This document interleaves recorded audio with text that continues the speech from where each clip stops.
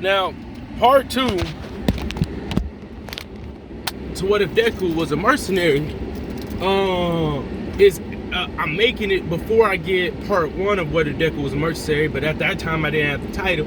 But this is gonna be literally, if y'all niggas seen the webtoon, plus I got a few dollars, you know, it's like 2 cents. But I did the fast pass shit, you feel me?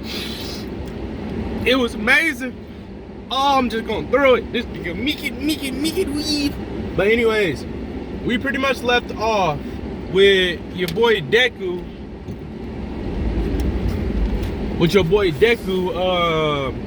Basically dogging on the people he been, you know, camping with, and they pretty much got gunned down. And I don't even know a name for him. If y'all do know Russian or something, give me like, you gonna let me go? Give me something, but I just doing the Russian accent. Like, if it's just so trash, forgive me. But basically, a random Russian, not really random, but like the higher up in their like mercenary group is basically like, yeah, I'm gonna go ahead and take you under my wing and shit. Alright, let me get around this corner. Obi. Alright. He's like, I'm gonna take you under my wing and teach you. So this is what happened after that.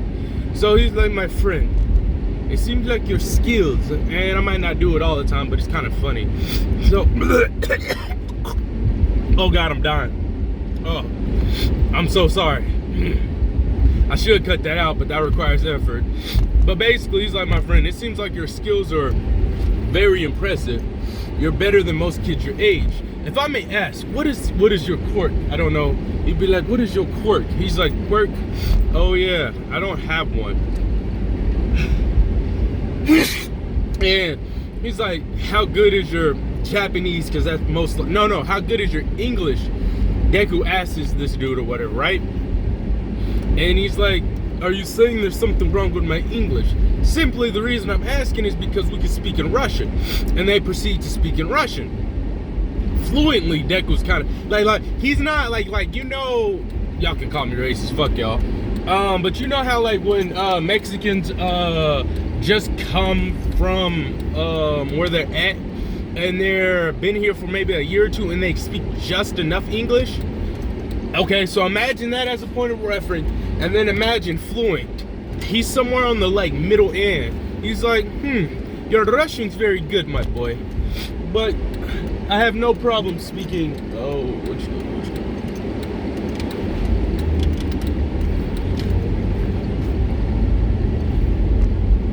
And so he's like, your Russian is very good, but I don't have no problem speaking English. And so basically, they low-key started having like a pissing contest. There we go. And it's kind of funny because it's not even like malicious on some shit neither. It's just like, you know, some homie type beat kind of. So they started speaking like English, Japanese a little bit. They just start, you know, kind of fucking around. But after a while of them, you know, doing this shit, Deku was like, all right, enough of that. So they basically just start speaking plainly to one another. They're just like, all right, so, you know, where are you taking me? He's like, well, mercenaries, we're only as good as, you know, the people that are hiring. Is anyone even home? We're only as good as the people we work for, blah, blah, blah. And it's kind of like the rule with assassins, but the only difference is, it's not like a secret thing. It's just like, hey, we do what we do for money, and this and that. So Deku is like, all right, bet. So what? He's like, I'm gonna take you under my wing, and basically I'm gonna mentor you and teach you everything I know. And Deku says, all right, cool. Now, this Deku, hold up. So he basically just like let the homie know, like, yeah, there's like class systems to this shit, you feel me? So it's not like, you know, just anybody gets to do what we do. And Deku's kind of like, is there any way I could get out of this life, you know? I'm not gonna say he has like memory loss per se. If you know, you know, since this is, you know, kind of heavily copying the mercenary story. But he's like, he's not thinking about that right now because he's still technically in like survival type mode and shit. So he's like, all right, cool. So he's like, I could get a lot of this training and stuff And homeboy's like, yeah, you know, I gotta see how good you are, blah, blah, blah. So he's like, you say you don't have a quirk, but yet you're able to keep up with people three times twice your age. He's like, yes, I did a lot of training. I might not have a quirk per se, but I am very skilled and capable. I mean, when you've been through as much shit as I've been through, you learn a thing or two. And he's like, and he would be thinking, obviously in Russian accent, he would be thinking like, damn, this is crazy. This kid's went through so much in his like short life. That's fucking hilarious. And he's like, all right, well, I'm gonna allow you to have a death match between one of my subordinates. He's like, all right, cool. He's like, when do we fight? The fight starts now. As like the figure appears behind Deku and just meek it, you know, bullies that nigga, right? Like, not bully, but like sneaks that nigga on something devious. He meek it, wee, boom. Deku looking at this nigga like, all right, that's crazy. You must have just thought I was a bitch or something. All right. Deku starts stretching. Breathes in and out a little bit. Takes a light stance. So, you could stop right now, you don't have to die, or you could choose death. Which one do you choose, buddy? He's like, please, do you really think you can kill me? Brat, I've been fighting longer than you've been in the womb, blah, blah, blah, talking shit. Deku says, you die then. He, boom, speed bless this nigga, right? He's like right in this nigga's face, right? Like this nigga, he got like a pretty strong physique. He's like that typical big man, bald type mercenary looking motherfucker. So he grabs his hand, elbows the dude, right? But just enough to like, you know, get a response pain. But he does it like with the very tip of his elbow. Just enough to get a response pain. And he's like, ah! And then as he does that, Deku puts his hand in his mouth. And then as he tries to bite down, Deku clenches his nails, or not even nails, his fingertips in this dude's mouth as he pulls down and just he starts like moving this nigga. Dislocates this nigga jaw and pulls him, like just rips his shit out. Oh, damn near. He's like, oh, you back. And then before he could even finish saying anything, Deku like spins with maximum velocity and just nigga slumped over. And he's like, to be fucking honest with you, if we was at full power, I wouldn't have been able to kill this copy. Because I know the real one. And he's like, to be fair with you, as he takes the gun off of the body, he points it at the Russian dude. He said, all right, you said to the death. Bam, bam, bam, bam. He lets out like 3-4 bullets. He let that bitch spray. He on some shit, right? And so what ended up happening is, you know, the Russian sensei, RS, that's his name, okay? RS is just sitting there breezily with it too. He's like, so you're going to shoot me, my friend? Come on. Bullet. Meek it. And then you see someone come out of the shadows, not literally, but just like behind, you know, RC or RS. I'll say RC because it sounds cooler. You see like 3 different bullets all in his head, and he's walking out like, that's crazy. Well, since everything gets copied, I presume this would be about 25% as effective as real bullets. So enough to do damage, but not enough to kill you. And as Deku keeps spinning his wrist, eventually he throws up the gun and it like disappears or dismaterializes in blue particles. He's like, so how long have you knew that was a copy? Well, ever since I entered the room. And you'd be like, so what made you so sure that wasn't a real gun right there?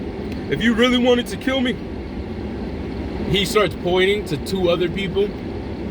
Person with a whole bunch of swords on their back, or just 2 swords on their back. And then another person looks like a female, like with a slim, petite like figure, comes out. If you really wanted to kill me, 1, you wouldn't have wasted your time. 2, you could easily have them kill me, but if we're being honest, they wouldn't last that long against me.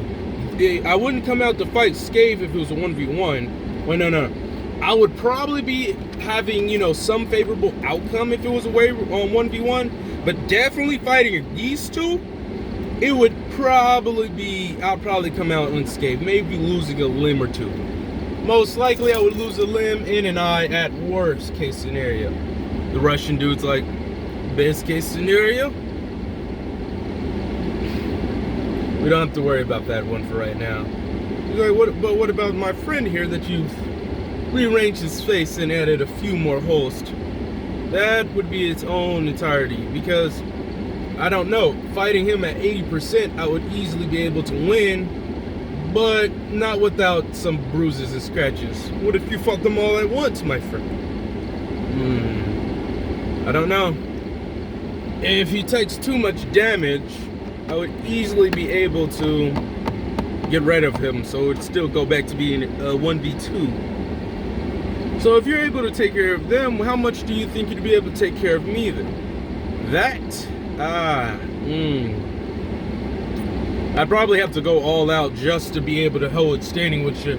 If you only use 50% of your max capabilities and not knowing your quirk, I think about 53% of your power probably be more than enough to take care of me with low diff. Because I'm very interested. I've been pressed. You was able to assess all of this in a matter of seconds. You sure you don't have a quirk? If I had a quirk, all those people, and he says it with like menace and tint in his eyes. It's like if I had a quirk, all those people in the camp would have been dead already. And he releases a strong amount of killing intent that even scared, like, you know, his like RC's like bodyguards and shit. You feel me? And so they was like, damn. He's like, to be fucking honest with you, that's what would have happened, but I don't. And so I had to do some very special training to overcompensate with that. Long story short, just to tell y'all, the training he did was literally, as I told y'all in the first part, he's literally just doing like iron bone training and working on really unique techniques to allow him to do what he needs to do. You know what I'm saying? So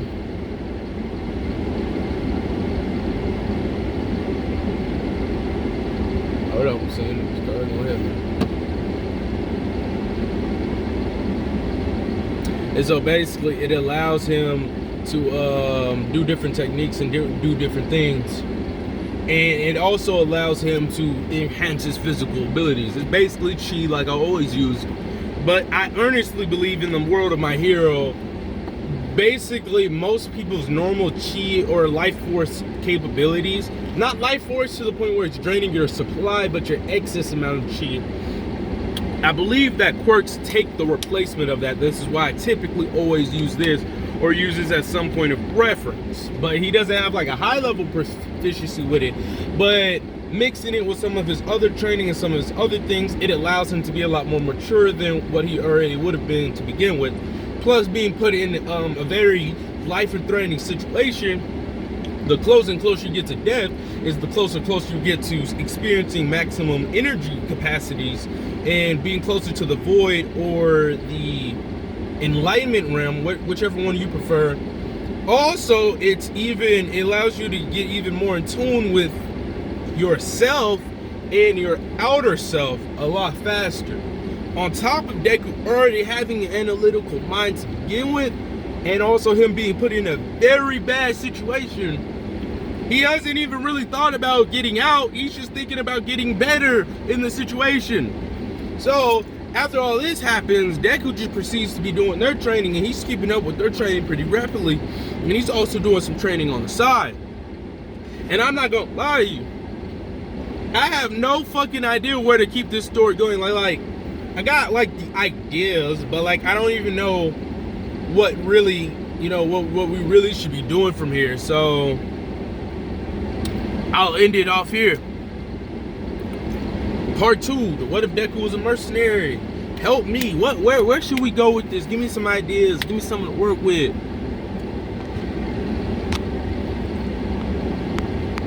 I bricked.